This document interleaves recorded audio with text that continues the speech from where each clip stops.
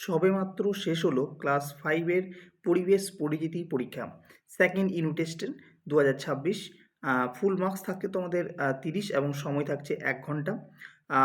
তোমাদের প্রশ্নপত্রটি আজকের এই ভিডিওতে আমি তুলে ধরবো, সাথে তোমাদের সাথে উত্তরগুলো আলোচনা করে দেবো এবং তোমাদের শুরুতে বলে রাখবো যে এই যে প্রশ্নপত্রটি তোমরা দেখছো এটা আমার দেওয়া সাজেশন থেকে একবারে 100% কমন এসেছে, ঠিক আছে? অর্থাৎ 30 নম্বরে 30ই কিন্তু কমন এসছে। এমনকি অথবা দিয়ে যে প্রশ্নগুলো দেওয়া আছে বাড়তি 1-2 যেগুলো রয়েছে সেগুলো পর্যন্তও কিন্তু কমন আছে, ঠিক আছে?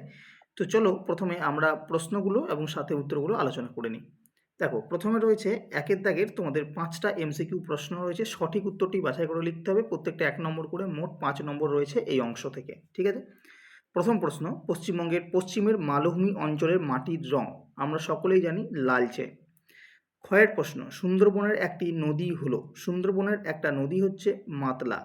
গয়ের প্রশ্ন, একশৃঙ্গ গন্ডার দেখা যায় কোথায়? জলদাপাড়ায় দেখা যায়। ঘয়ের প্রশ্ন, মাটির পুতুলের জন্য বিখ্যাত, কোথায় বিখ্যাত, কোনটা বিখ্যাত? কৃষ্ণনগর। উঁর প্রশ্ন হচ্ছে যে মাটিতে বালির ভাগ এবং কাদার ভাগ সমান তাকে কি মাটি বলা হয়? এটা তোমরা বলো দেখি, যে মাটিতে বালির ভাগ কাদার ভাগ সমান সেই মাটিকে কি বলা হয়? প্রত্যেকে কিন্তু জানো, যারা গ্রাম ঘরের ছাত্রছাত্রী রয়েছে প্রত্যেকেই জানবে এটা। এটাকে কি বলা হয়? এটাকে বলা হয় আমাদের দোআঁশ মাটি, ঠিক আছে? যে মাটিতে কাদা বালির ভাগ সমান সেটাকে দোআঁশ মাটি বলে।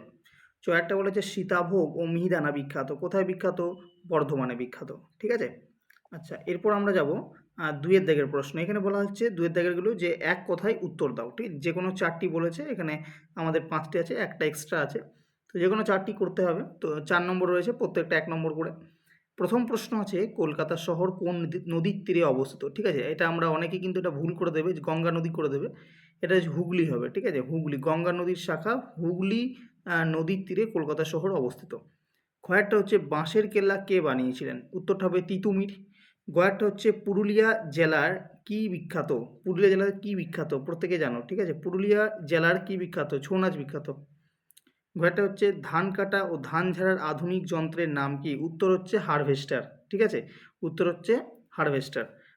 ওর প্রশ্ন হচ্ছে যে দুটি সামুদ্রিক মাছের নাম লেখো। অনেকেই খাও, অনেকেই জানো। দুটি সামুদ্রিক মাছের নাম একটা তোমরা করতে পারো ইলিশ, ঠিক আছে? ইলিশ করতে পারো, তারপরে তোমার পমফ্রেট করতে পারো, ভেটকি করতে পারো। এইসব মাছগুলো হচ্ছে সামুদ্রিক মাছ। এবার হচ্ছে তোমাদের 3-এর দাগের সত্য মিথ্যা বলেছে, যে কোনো 4টে বলেছে, এক্সট্রা আছে, তো প্রত্যেকটা 1 নম্বর করে, মোট 4 নম্বর থাকছে। প্রথম প্রশ্ন, দুর্গাপুরের পূর্ব থেকেই বর্ধমান জেলার মাটি ধান চাষের পক্ষে ভালো, এটা হবে তোমাদের সত্য, ঠিক আছে? এটা হবে সত্য। ক্ষয়ের প্রশ্ন বলেছে নবদ্বীপ ভাগীরথী ও জলঙ্গি নদীর মিলনস্থলে অবস্থিত, একদম ঠিক, এটাও হবে সত্য। গয়ারটা বলেছে ভারতবর্ষের সাধারণতন্ত্র দিবস বা প্রজাতন্ত্র দিবস প্রতি বছর 29শে জানুয়ারি পালন করা হয়, এটা ভুল, কারণ আমরা জানি যে প্রজাতন্ত্র দিবস বা সাধারণতন্ত্র দিবস 26 জানুয়ারি পালন করা হয়, তাই তো? 26 জানুয়ারি পালন করা হয়। যাবো প্রশ্নপত্রের পরবর্তী পেজে। এখানে বলেছে দার্জিলিং জেলার কাশিয়াং একটি পাহাড়ি শহর, এটা হবে সত্য। ওর প্রশ্ন বলেছে পশ্চিমবঙ্গের চাষের জন্য উপযুক্ত জেলা হলো বীরভূম, এটা কিন্তু ভুল। তাহলে উপযুক্ত জেলা কী হবে? আমরা জানি পশ্চিমবঙ্গের কোথায় চা চাষ ভালো হয়? দার্জিলিং, ঠিক আছে? দার্জিলিং আছে, এটা হচ্ছে দার্জিলিং। হ্যাঁ, এগুলো হচ্ছে তোমার চা চাষের জন্য এই জায়গাটা কিন্তু সবচেয়ে ভালো। আচ্ছা, এবার হচ্ছে কয় স্তম্ভের সঙ্গে ক্ষয় স্তম্ভ তোমাকে মেলাতে হবে। 4-এর দাগ, প্রত্যেকটা 1 নম্বর করে, মোট 4 নম্বর রয়েছে এখান থেকেও। প্রথম আছে দেখো বক্রেশ্বর। বক্রেশ্বরে কি আছে? বক্রেশ্বর হচ্ছে আমাদের যেটা হবে সেটা হচ্ছে তাপবিদ্যুৎ কেন্দ্র, ঠিক আছে? আইআইটি শিক্ষা কেন্দ্র, আইআইটি শিক্ষা কেন্দ্র কোথায়? খড়গপুরে, ঠিক আছে? এটা হবে খড়গপুর। লৌহ ইস্পাত শিল্প, এটা কোথায় হবে? দুর্গাপুর। আর বেগম রোকেয়া, এটা হবে নারী শিক্ষা, ঠিক আছে? চলো, এবার হচ্ছে 5-এর দাগ। 5-এর দাগে তোমাদের বলেছে যে কোনো 2টি প্রশ্নের উত্তর দিতে। এখানে 3টি প্রশ্ন দেওয়া হচ্ছে, যে কোনো 2টি করতে হবে 30টা শব্দে, এবং প্রত্যেকটা 2 নম্বর করে, মোট 4 নম্বর এই অংশ থেকে থাকছে।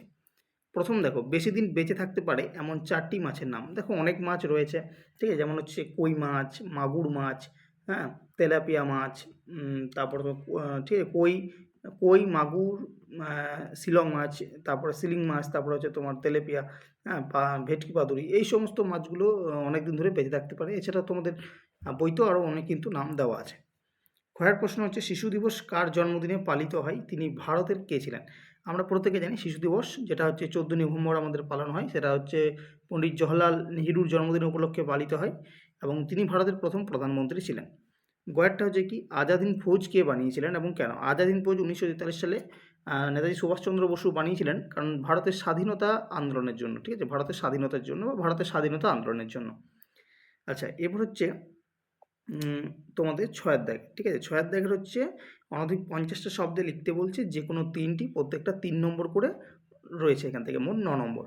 প্রথম হচ্ছে ডিভিসি পুরো নাম লেখো, ডিভিসি কী কী সুবিধার জন্য তৈরি করা হয়েছিল। ডিভিসি পুরো নাম হচ্ছে কি, দামোদর ভ্যালি কর্পোরেশন, ঠিক আছে। দামোদর ভ্যালি কর্পোরেশন কিসের জন্য তৈরি করা হয়েছিল ডিভিসি? না, ডিভিসি তৈরি করার জন্য এক হচ্ছে তুমি লিখতে পারো বন্যা নিয়ন্ত্রণ, ঠিক আছে। 2 নম্বর তুমি লিখতে পারো তাপবিদ্যুৎ উৎপাদন, ঠিক আছে। আর 3 নম্বর তুমি লিখতে পারো চাষের সেচের সুবিধা, ঠিক আছে।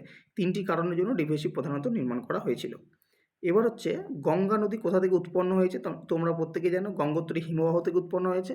আর গঙ্গা নদীর গতিপথ বর্ণনা, এটা তোমরা তোমাদের টেক্সট বই থেকে দেখে নেবে, সরাসরি অনেকটা বড় হবে, ওই জন্য বলছি না। গয়ার দাগ হচ্ছে ম্যানগ্রোভ জাতীয় গাছ বলতে কি বোঝায়? না, যে সমস্ত গাছগুলো লবণাক্ত কাদা জলে জন্মায় সেগুলোই ম্যানগ্রোভ জাতীয় গাছ। এই জাতীয় গাছের যে দুটি মূল থাকে সেগুলির নাম কি? দুটোই মূল থাকে, একটা আমরা প্রত্যেকে জানি শ্বাসমূল, ঠিক আছে, একটা হচ্ছে শ্বাসমূল, আর একটা কী হবে, আর একটা হবে তোমার ঠেস মূল, ঠিক আছে। এই দুটো মূল কিন্তু ম্যানগ্রোভ জাতীয় গাছের দেখা যায়। আচ্ছা, উত্তরবঙ্গের নদীগুলোর নাম। উত্তরবঙ্গে অনেক নদী রয়েছে, তার মধ্যে তুমি করতে পারো তিস্তা, তোরসা, জলঢাকা, রায়ঢাকা, মহানন্দা, ঠিক আছে, এগুলো সব হচ্ছে উত্তরবঙ্গের নদ নদী। উমর হচ্ছে আমাদের প্রধান কৃষিজ সম্পদ কোনটি? সকলে জানো আমাদের প্রধান কৃষিজ সম্পদ হচ্ছে কি, ধান, তাই তো, ধান। তো এই কৃষিজ সম্পদটি আগে কীভাবে চাষ করা হতো? আগে এটা লাঙ্গল গরু দিয়ে চাষ করা হতো, ঠিক আছে, গরু লাঙ্গল এসব দিয়ে চাষ করা হতো। বর্তমানে কীভাবে চাষ করা হয়? বর্তমানে হচ্ছে হারভেস্টার, ট্রাক্টর এইসব ব্যবহার করে চাষ করা হয়। এই গেল তোমাদের সম্পূর্ণ প্রশ্নপত্রটির সমাধান এবং সম্পূর্ণ প্রশ্নপত্রটিও তোমরা দেখে নিলে। তো যাদের এখনও পরীক্ষা হয়নি, তারা অবশ্যই কিন্তু এই প্রশ্নগুলোকে প্র্যাকটিস করে যাবে। আশা করছি ভিডিওটা ভালো লাগবে। যদি ভালো লেগে থাকে অবশ্যই ভিডিওটিকে শেয়ার করে দেবে এবং লাইক করবে। আর নতুন দর্শক হলে আমাদের চ্যানেলটিকে অবশ্যই কিন্তু সাবস্ক্রাইব করে যাবে।